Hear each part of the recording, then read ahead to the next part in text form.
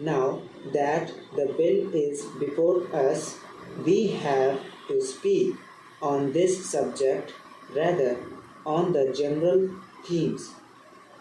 Yet I would like to make certain general observations in this connection because the basis of the bill is the report of the Third Finance Commission. This is a long standing issue facing the public finance of the country.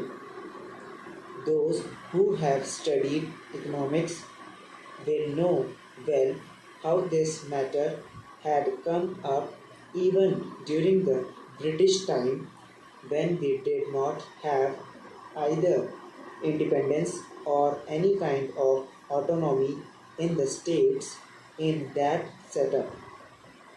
Even at that time, the state governments functioning under the British felt that something should be done with regard to adjustment of finances, especially in regard to the relations between the center and the states. There had been a long standing controversy as to how the taxes, especially the income tax, should be divided between the center and the states. I do not deny the existence of the controversy, and this controversy is not easy to resolve. I entirely agree, but I should have thought that the Third Finance Commission should have tried to face the problems before it not more or less in a routine manner but in the context of the new things not only as they are today but as they are going to shape in the coming future. We have got what is called a quasi federal constitution. I do not say federal constitution, although the spirit is there, but a quasi federal constitution because most of the powers, many of the powers that should remain with the states are now in the hands of the central government. Therefore, in that way, it is more unitary in character than federal.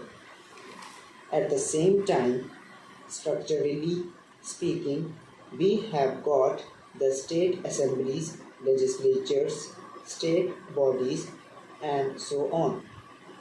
They function more or less in the same way, but if you go a little deeper into the affairs, it would immediately lead you to think that the states do not have any substantial real power, especially in the matter of finance.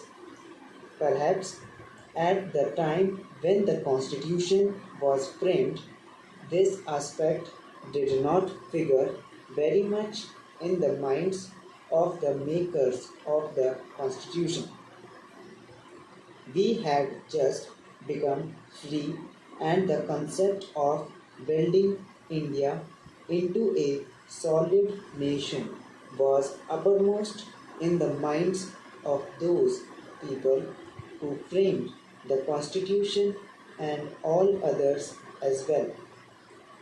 In that background, it was quite understandable that it should be the dominant thought as